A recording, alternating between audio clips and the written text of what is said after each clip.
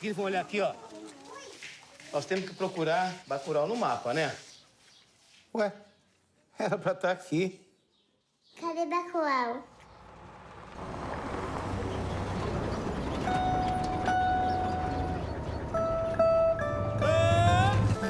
Boa tarde, amigos de Bacurau. Cada um pode vir aqui e pegar o mantimento que precisar, tá? Vamos usar a consciência, tá bom?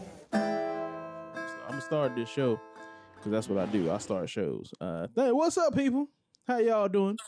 Welcome to the Movie Club podcast, where you join me, Trae D. Price, and we talk about movies. You know, you got Shakis over here. You know, sometimes he's here. We talk about movies, but we got somebody else here to talk about movies from the far, far land of Wannakuku, New Jersey.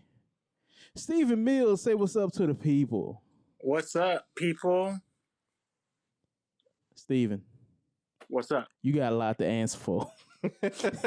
People, you don't understand. I've known Stephen for a long time now. It feels like a long time now, and you never heard this man on the show, but this is a man I talk to probably the most, other than Shakis, about movies and whatnot. Just all types of nonsense. Hollywood, we talk about everything, right? Some of the stuff we talk about should be on the podcast. Sometimes he and a bunch of other people recommend movies to me. Sometimes I get to him, sometimes I don't. But I knew tonight, the night that we're recording this, we were going to watch Just Mercy. All right. A friend of ours wanted to watch Just Mercy. She said, hey, you want to watch that this month? I was like, yeah, should we watch that? And you'll get the movie club about that later. But, you know, then Steve came up, was like, watch this Bacurau. Watch Bacurau. And I was like, all right, I'll watch Bacurau. I'll watch it. Not, he said, go into it blind, because you know me, I love to do research about things. I'll spoil a damn movie for myself just because. Just Mercy, just because.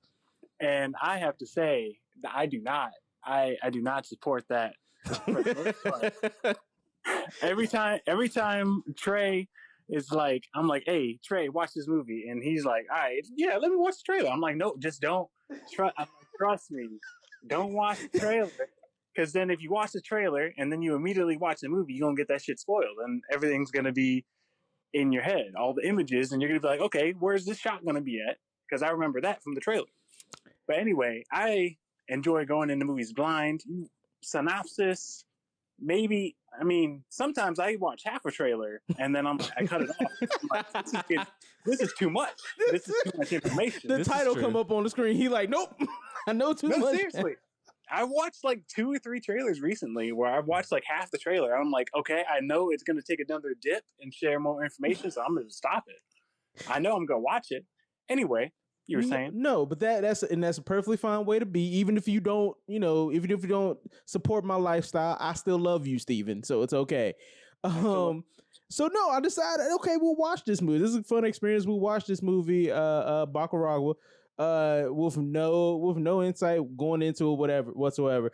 And the first thing that come up, one, Shakis noticed, was this like, you know how the movie logos come up, everybody got their studio, they little intro, they motion graphic they put up, whatever. And then it was just like creepy wall. It was like, it's just a ball bouncing by itself. And Shakis was like, did that creep anybody else out but me? And I was like, oh hell, we watching the Ring tape. This is Steven and tricked my dumb ass. 7 days.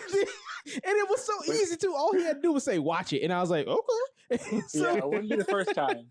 Exactly. Like this how you know I wouldn't survive those type of movies. But people, Bacurau, I'm not even gonna say anything about I usually host these shows, but Steven has something to answer for. Steven, what is Bacurau?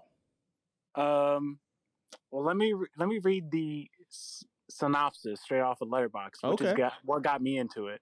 One of the things, Bacurau, a small town in the Brazilian, I don't even know how to say this word, mourns the loss of its matriarch, Carmelita.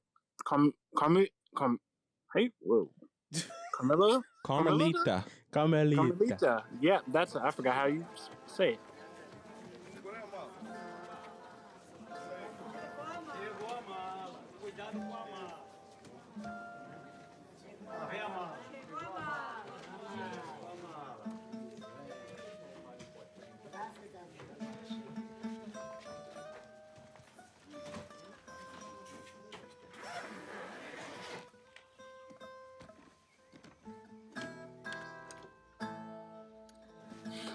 Carmelita, who lived to be 94. Days later, its inhabitants noticed that their community has vanished from most maps. And then I saw that the genre was mystery thriller and mixed with Western. And I was like, okay, there was a death. And then they got wiped off the maps. And it's a mystery thriller. I'm in. Okay. This movie is new. And then I also... Oh, yeah, I heard 2019. Yeah, and it's from 2019. And I haven't heard a lot of people that I know that have seen it. And there's a critic that I follow pretty closely that I find that we have similar tastes. And he brought it up to one of his critic friends. So I was like, yeah, I got to watch this. Steven. So that's what it is. Steven. Yes. Because the whole movie, right? And the movie does follow pretty much what Steven's saying. You know, they just had their matriarch dead and they're mourning this loss, and then all this weird stuff starts to happen. But you really don't get like a solid foothold into the movie until I don't even know when, because I'm still trying to figure out what's going on. Again, this is why I like doing. I like watching me some trailers. Trailers help. I like reading me a description, a synopsis. They help, because this whole movie, I'm thinking, okay, this is gonna be some kind of drama. Because it reminded me of a lot of this movie that I watched for class that had was it Del Toro in it? Dang, now I can't think of it. It had a whale. And they also mentioned water in the well and trying to purify the water, trying to get this dead body out of the well. It's a really interesting movie if I could remember the name of it. But it gave me a lot of flavor of that, and I'm thinking, okay, this is gonna be a nice dramatic film and stuff. And then you got Pacurau, whatever. What's his name? What's his name? Papa something. Pacote coming in, you know, he done some bad stuff. I'm like, oh, okay, now here's where the drama's coming in. Okay, all right. And then you got old man driving to the farm, and then a UFO come out of nowhere, and I look at Shakis, I'm like, all right, what the hell Steven got us into? Like, I'm thinking, okay, now it's aliens. So I'm thinking there's a sci-fi movie. Like, I'm thinking this is a Sci-Fi Channel original, you know, or something like The Burrowers. You know what I mean? Like, have you ever seen The Burrowers, Steven? I have not seen The Burrowers. It's pretty much a movie. It's a Western movie, but there's like these creatures underneath the ground, and they're hunting this small Western town, and they got to fight back against these like underground these fucking sex chuds underneath the ground.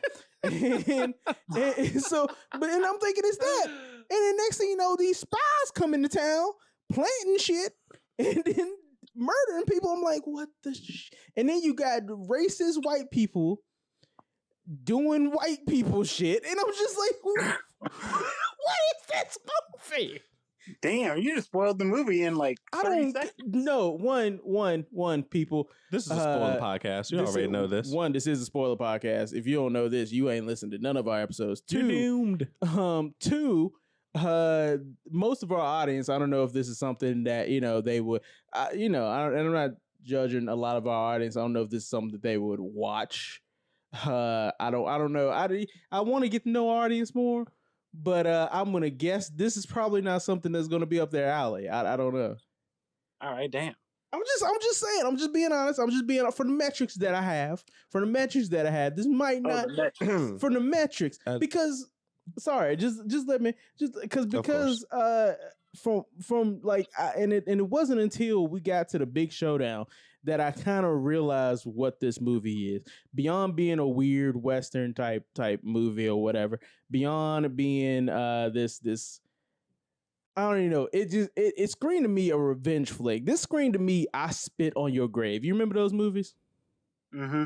This is how that felt like to me, where it feels almost like it almost feels like torture porn, but race baity. Interesting. Yeah, that's how it felt for me. Like these mustache twirling bad guys that you just hop up all of the negativity onto. You know what I mean? Like you they gonna die because of how big you've built them up. just to get this like satisfied ending. To be honest, I don't know how I feel about this movie. I'm just gonna say it right there. I don't know how I feel about this movie. In some ways, I like it. In other ways, I'm just like, was it too much? I don't know. Shakis, your thoughts, please. As the most casual film watcher here, I will speak for the audience here in terms of how they'll receive this movie. Gotta agree. I don't know if I can fucking speak. Gotta agree with Trae here. I don't think this movie will be up a lot of people's alleys because it takes too long for people to really kind of understand. Unless you let the movie kind of take you on the journey, a lot of people won't really give it a chance. Y'all don't want that. Y'all want movies to guide you by the hand. That's what y'all want. If you don't know that you want that, open your eyes. That's what you want. You want movies. You want the Hollywood formula. This movie doesn't feel like a Hollywood movie at all. This movie doesn't feel anything like that. This movie feels, one, I enjoyed the fuck out of this movie. This movie was fun. This movie was fun as hell. This movie was crazy. It was unpredictable. It was wild as hell. I didn't expect to see English because you said this was a Portuguese film. A Portuguese film. I didn't expect any English. And then the Americans with guns showed up and fucked this village up. And then, of course, the mayor dude who I forgot was even in the movie halfway through shows up at the end, and it was all his plan to get these people killed just to wipe them off the map, I guess. It seemed like that. There seemed to be some political leanings to this film. The way the film sort of ends almost speaks to there's something even bigger going on. To where apparently these guys are important for some reason. Like that's an actual line from a movie. You know, these people are important. The fact that what have you done to them? I'm gonna die from this, and I'm like, yeah, you gonna die because they gonna kill you. They about to kill you. Put your head on the steps. Okay, you more worried about which was back. Why are you more worried about an enemy that we can't see when they gonna fuck you up right there in front of you? So that tells me that there's something else to this. Right. Almost like this movie was leaning towards a sequel of some kind. Right. I think it was not leaning toward a sequel, like you said, but I think it was like what you said before. It was hinting at like a bigger picture. I think of this movie as like a Hostel situation, like a Hostel mixed with. Have you guys seen Bone Tomahawk? No, but I've heard of that. I haven't seen it yet. I have not heard of Bone Tomahawk and this movie are very similar. Where it's a Western and then out of nowhere it just like takes a turn. And I like movies where you think it's one thing and then they pull the rug out from under you and it's unpredictable and it turns into something different. Have you guys seen Parasite? Yeah. I think that this movie is more like Tarantino's Parasite. Really? Like Quentin Tarantino's Parasite. Yeah, because just of how you look at the violence and it's very Tarantino-esque. It is very Tarantino-esque, yes. And then this movie also has a lot of what I think is a lot of social commentary in it. No, like there definitely Parasite, is and then it also changes up just like Parasite. And it's also unpredictable like Parasite. Okay, but see the difference between this and Parasite, I think, in just in my opinion, is that there was more to lean me to. I think Parasite is more of a crowd pleasing affair to where there's definitely more with the characters and there's like a tighter story there from jump that gets you like wrapped in. Whereas this takes so long and there are a lot of shots that are long in establishing itself. Like there are shots that you could. This movie, I don't remember how long this movie was per se, but I feel like this is 132 minutes long. I think that runtime could be taken down to 80, like somewhere in the 82 range, because of how many shots. Like there's a shot where a dog is scratching itself. Like we don't really need that. There are so many shots of coffins in this movie that it makes me think there's some kind of motif there that if I went back and watched it, maybe I'd find something, but on initial viewing, I'd say that you really didn't need like all those shots of coffins. Again, that could be speaking to the social commentary that you're talking about there. And again, I don't know a lot of the Brazilian Portuguese culture, so it could be something that speaks to an audience that I don't have that insider, that cultural knowledge to speak from, so that also could be just, going right over the fuck over my head, outsider coming in. But I would say I agree with you that Parasite is more palatable for general audiences than this movie, definitely. And I think that Parasite is more well crafted. But I don't think that this movie should be undersold just because it's not as well crafted as Parasite was. Because I still think it has a lot to say. And I still think that people that liked Parasite and they want to take like a chance on a weird Brazilian movie, they should watch something like this because it does have something there. And I agree with you, Trae, about how Parasite had more of a story at the beginning to keep you hooked, and you were like, okay, what's going on? This family, but it was also more of a normal thing. It was a family, and they were. I mean, it was a mom, a dad, a son, and a daughter, right? And they were just trying to live, and they were poor, and it was like easy setup, and not easy setup, but it was set up well. And I think that this is more of a reach because it's like you don't look like these people or you don't live like these people, so it's less attached. Okay, to less to get you grounded, like Parasite. Let me attempt to assuade people. Let me not let the people think that I am bringing down this movie. I'm not. Like I said, on one hand, I did like this movie, and I'll tell you why. This movie, in comparison to Parasite, since that apparently is the comparison we're making tonight, does feel more like an indie film, whereas Parasite does feel like more of a studio film.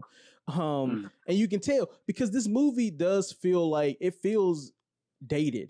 It feels like a movie. It feels like an 80s movie, especially when there's a scene where I think I think it's either after we found out Claudia and the old man after they drive away and die or get shot, or it's when they get Lunga and come back to the village and they're doing something. I think is they the burial. Yeah, there was the dance, and they had like this 80s synth wave type of music going on. Yeah, I really dig the music. It was weird. I think you could tell that you can tell some of the influences in this movie, like a Tarantino and like a Carpenter. Yeah, they aren't so like outright. Like if I made a movie and I was like, okay, I love Quentin Tarantino and I love John Carpenter, I'm going to make a movie like that. It would be more obvious, but these are more subtle, like with the music and like the violence. And it's not like the violence in this movie is as like cartoonish and outlandish as Tarantino. But see, here's the thing, though. See, what I'm saying is that a lot of things that I find are wrong, I think distract from what they did right. I like the village. I like the Bacurau village because I think that is more of the character itself. If they had focused more on the Bacurau village, where I don't feel like they did, I feel like they focused on some characters in it, and then they focus a lot on these again just out cartoonish racist white people. And I think if they had focused more, so I don't think there was enough of a focus on the village itself. Or maybe there was. I don't know. I feel like they were distracting away from what was good there. You know what I mean? I see what you mean. You see what I mean? I see what you're saying, but I disagree. Yeah, I think I also disagree. I think that it was leaving. All right, fuck me. I guess just watching Trae, just like being like, okay, y'all just going against me. I mean, not even going against me, but it is kind of like fuck me. Man, I got you. No. But also, you make a good point. I get what you're saying. I get what you're saying. I can see why you would see that. Okay, one at a time. Yeah. Who want to go first in fucking me? Like, Shakis, put your fist up. Fight it. Engage in fisticuffs. I think like what you're saying is, I think the Bacurau village itself is like the protagonist of sorts, but they show the village through the community of the village and through the different people. And through the movie, I was wondering the entire time, who is the main character of this film? And I was like, I don't really know. This is a foreign film. Maybe they have a different way of going into this, or a different way of portraying the main character. So I just kind of let it go. Like about at the part where the biker people started to show up, the two tourists, I was like, I'm just gonna stop looking for that and just see what this crazy movie is gonna give me.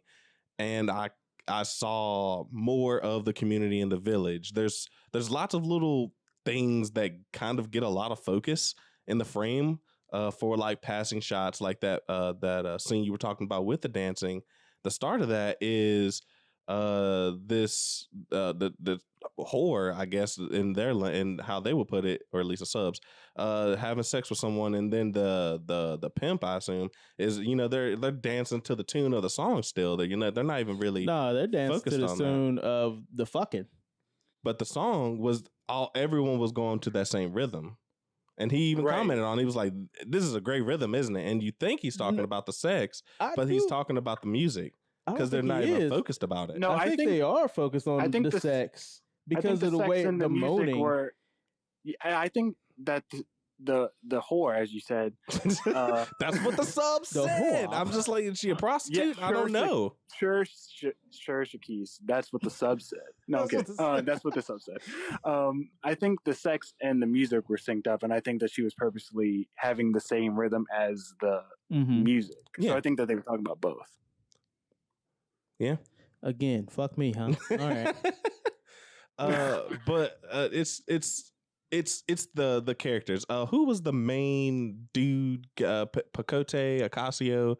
After his two friends get gunned down, he has this whole scene where he meets with the old man who saw the UFO before, and he takes the car to go get Lunga to come and defend the village, and we have a whole scene of him driving down the road with the two dead dudes in the back seat, and he has a monologue with them, being like, fuck, I told y'all not to go there. I told y'all to turn back.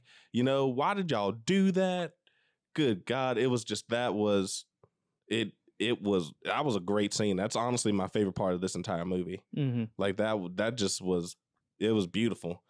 And then we have Lunga, who is this freedom fighter-esque revolutionary who's trying to, get the village back their water, who's leading freedom fighters literally to do all of this, who comes back to the village to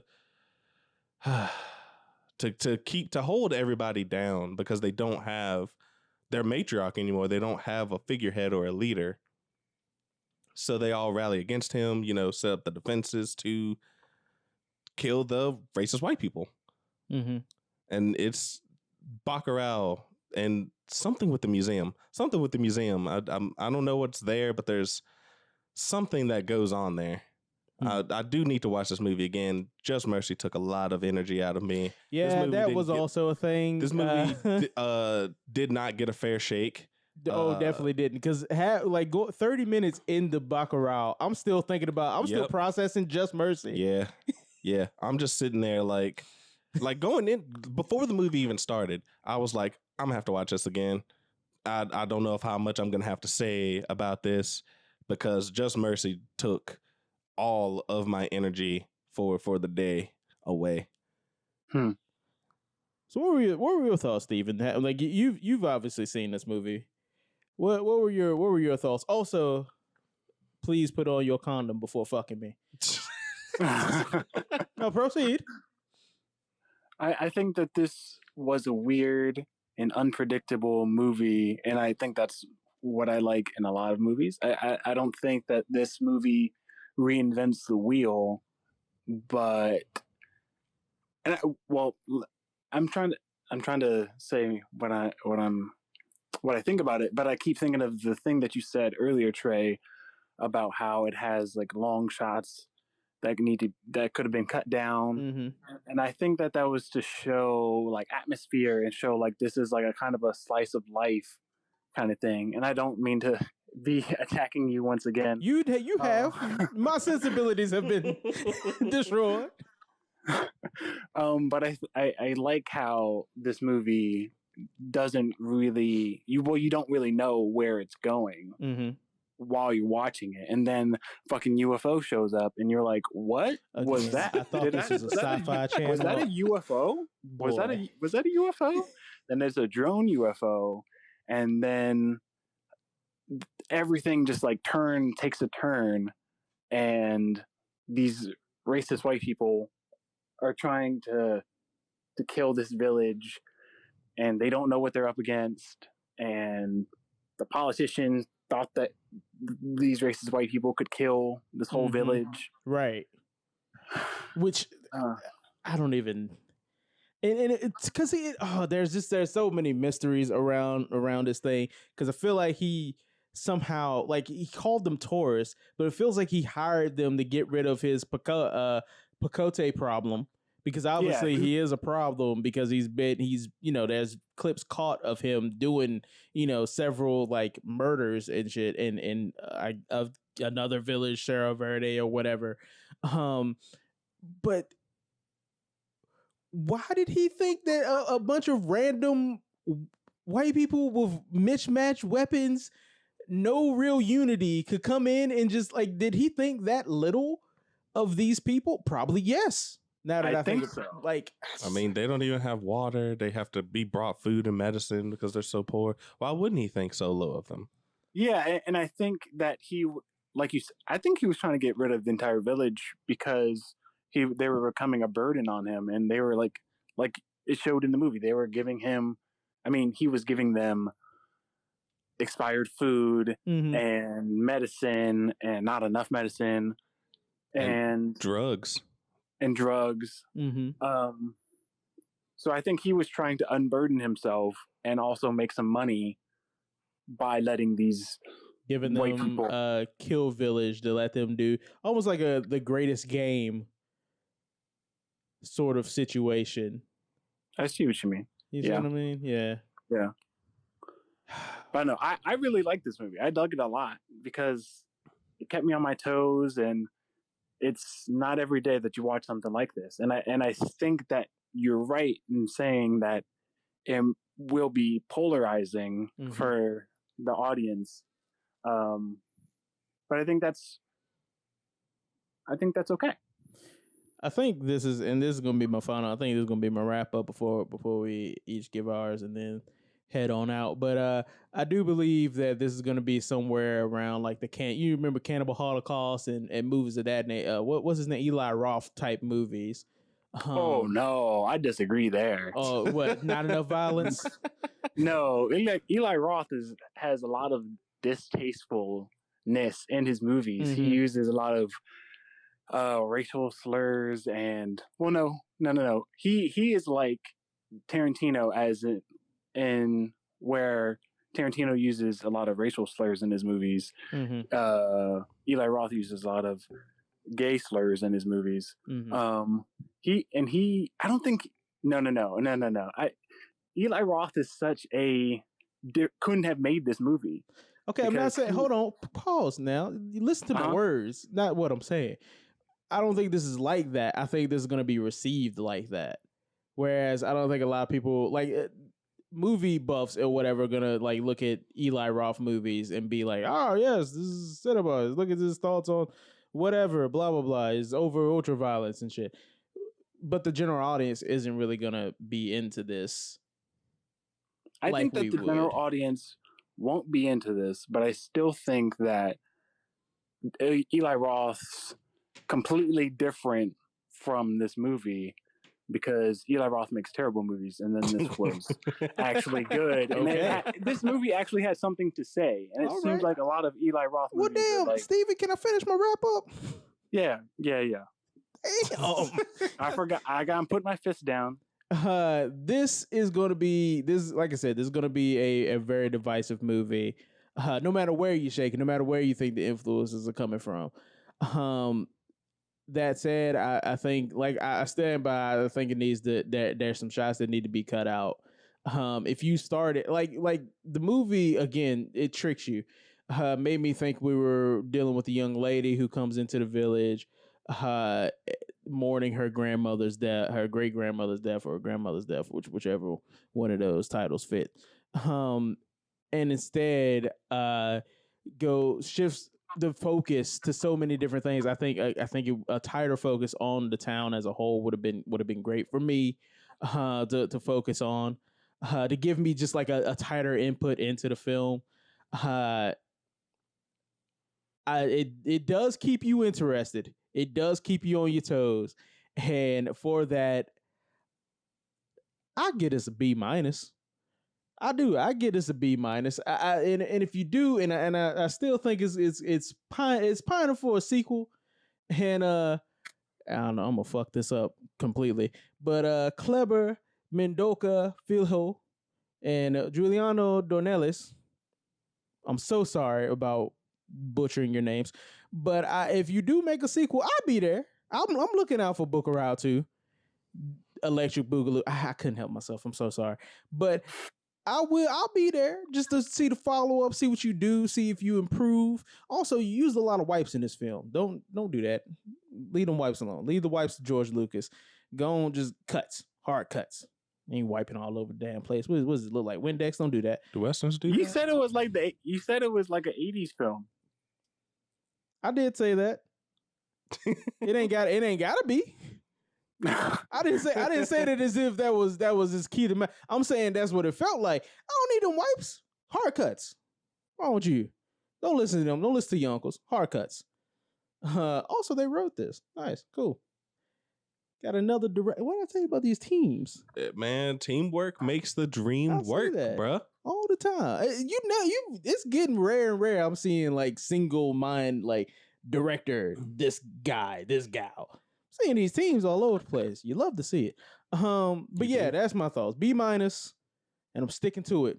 And I'll die a martyr if I have to. Who wants to go next? Shakis. Okay. That's all right. I'm just a guess. Fair enough. I do need to rewatch this movie. As I said earlier, this hasn't gotten a fair shake, but from my first experience, which I wish I would have experienced this for the first time later with more energy. I think this is an A+ film. I really love this film, and I love almost everything about it. Oh man, honestly, I can't think of anything I really don't like about this movie. I love how it feels really old, but it's supposedly set in the future. Because I didn't know this was a 2019 film. I thought this was literally an old ass film that Steven had just seen because he is the film guy or one of the film guys. And I like that it is a lot different than what I had no expectations of because I didn't know anything about this movie. I really enjoyed the characters, like I said, and I really enjoyed how crazy and just unpredictable this movie was. I also like that as we were talking about this, I thought about how the old man was, he's like shooting everything, but he's on the comms, he's saying, I'm not doing anything. And then we have someone with another sniper come up behind him and hold him at gunpoint and bring him in. So I'm wondering, is that old man the one who shot all the guys? I'm sorry, what? The old man who brought him in. Mm-hmm. The guy at the end, he may have been the one who killed the dudes too, or at least that one guy who got sniped from when he was next to the truck. Nah, I don't think that was the case. Only because of there was I believe he shot. I like what you were saying, mm-hmm. because the way he started off, shooting people. And it's like, well, I'm not shooting these people. I'm not shooting that dog. I ain't shooting this and that. Mm-hmm. But then what gets me is that when the dude is taking him in, he sees Camalente. Who? Damn it, what is her name? Carmelita. Carmelita. Oh, Yeah, fuck that up. yeah, He DC sees Carmelita, and I yeah. think that's because of whatever the thorn was Mm-hmm. that he picked out of his finger. Yeah. He might not have known that he was doing. He was definitely doing it. I think he got affected by whatever that thorn was. Interesting. Would be my theory. And Carmelita fucking him up from behind the grave. She is picking her head up. Fuck this man up. God. But from beyond the grave, yeah. That's interesting too. This movie has so much packed into it. It is a little long, but like I said, didn't really have a lot of energy left. That's just mercy. A+, great directing team here. What is Domingas, Sonia Braga? I know I've seen her in something else. The first minute I saw her, I recognized her, and I really love her performance here. As well as the Mr. Monologue, whose name I've already forgotten because Trey's left the Well, you were talking about her. No, I understand. No, no blame here. I was just Oh, the Udo Kier, if that's who you're talking about. No, I was talking about I don't know. Thomas Aquino. Oh, Pacate? Yeah, I really liked his performance in here too. But I forgot as a standout. That's when I was like, what the hell is this? When I saw Udo Kier, I was like, what the hell is this? And I kept I'm not gonna do this right now because I'm looking at it, and if you finish, we can go to Stevens. Yeah, I think that for the audience, you should give this movie a chance. It is really crazy. May seem a little kooky, but just stick it out and just keep your mind open. All right, Steven. I think that this movie is very original. Hold up, sorry, Steven. Hold on. Did you give me a grade for it? Yeah, I said A+. Okay, sorry about that. Please continue. I horribly apologize. I just had to make sure he got his grade out. I think that this movie is very original for what it does, even though I've compared it to different movies. I think that it is wholly its own. I think that it's original, surprising, and I think that it does something with that surprise. It's surprising and it's shocking. Mm-hmm. And I think that what am I trying to say? I don't know what I'm trying to say. It's original. It's weird. It's unpredictable. It's surprising. It's shocking. It's violent. It's very atypical. And I think that if you are stuck at home during this pandemic and you're listening to this episode and you're like, what have these guys even been talking about? This movie sounds fucking crazy. You should definitely give it a shot. Especially because, like Trae and Shakis said in their Ghostbusters episode, that they're running out of movies because, movie theaters are closed. So I'm glad that even though I listened to that episode after I recommended this because it came out after, I'm glad that these guys watched it because there aren't a lot of movies coming out. And this is something that definitely has flown underneath the radar. Came out 2019 and it's a foreign movie. It's weird. But it is definitely something that should be checked out. And I'm not sure what the grade rating. Standard U.S. grade. With pluses and minuses. Well, I gave it a 9 out of 10. Is that a A? That's a solid A. Yeah, that sounds like solid A. Well, technically it might be an A-, but I don't know how. Yeah, because like 90 A+ is like the highest you can go. So like 10 would be like an A+. Yeah, a 10 would be an A+. 90 would be like or you think a 95 would be like an A. Yeah. It'd be like 90 to like 93 or some stupid thing like that because we don't even have standards here. I was about to say this is season 2. We and then like 94 to like 99 would be an A, and then an A+ would be the perfect score. But I don't know. American Internet. I haven't sat down and actually thought this through. So vote with your heart. I'm gonna say I'm gonna say A because I feel like that from what you guys just talked about, I think that sounds right. A, which is a 9 out of 10 for me. I would very much suggest if you guys want to watch something different, you're tired of the normal, I would definitely recommend watching this. All right. So generally what we would do now is, we've gotten our thoughts. We'd get some thoughts from the people.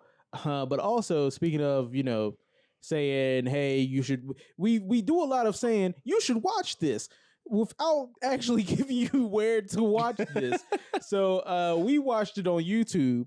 But you can also watch it on Google Play and Amazon Prime. And honestly, they're renting as low as, for each of them, I didn't know this, $3.99, which might be $3.99 for an SD version, HD. No, you can read the movie in HD for $3.99. Dude, that is a bargain. And it's normally just $5.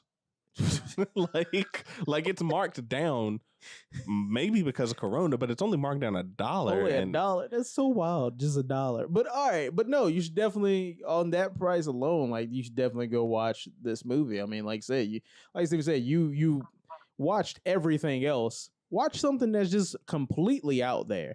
And honestly, it gives again, this is what I said when we were talking about like adaptations and things of that nature during one of the Chit Chat podcasts. This isn't that. This is a completely original idea. Somebody actually, again, a team sat down and actually wrote this out, not adapting it from anything, maybe pulling styles and thoughts from other people, but still completely created this unique film. And but despite what I said about it, despite what Shakis said about it, despite what Steven has said about it, they did that damn thing. And honestly, it should give some kind of, recognition. I might be a hater, but I still believe in the people. And with that said, we're going to end this on the Rotten Tomato meter. Apparently, everybody just says fuck Trae because this has a 91% tomato score. No audience score yet. But I did not know that. Wait, yeah, 91. Oh, Wow. 91. That's certified fresh, buddy. So apparently everybody says fuck Trae. That's the whole world. And fuck y'all But also, too. you said that you didn't hate it. I did say that. I come off as the villain a lot, Steven. I don't know if you know this, and I live for the role. Fuck it. Oh no. Let me get on a couple more episodes of this. I will become the central villain. no, we Podcast. Well, you trying to decide Let me who's just worse? let y'all know, people. Steven is probably the hardest person, or rather, he's the person who is the hardest on films that I've ever known personally. And I understand why. I really do. But damn, he hard as hell on movies. Hearing him give this an A, my A plus should be an S rank. In comparison? In comparison, yes. Okay. Like if Steven thinks a movie is good, like enough to earn like at least a 4 out of 5, I'm immediately interested in that movie because I think it's going to be amazing. Like pretty much amazing. We got to go. Hold on. No. Guys, this is 40 minutes. This is almost podcast. This is almost main show length. Y'all, too much. It is main show length. So we're gonna actually, nowadays, it is. So goodbye. See you later.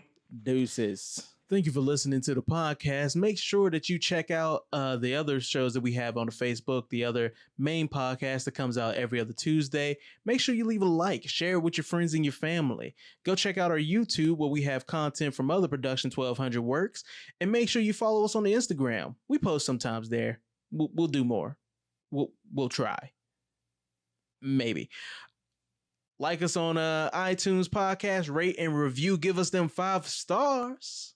And we'll see you next time. Oh, yeah.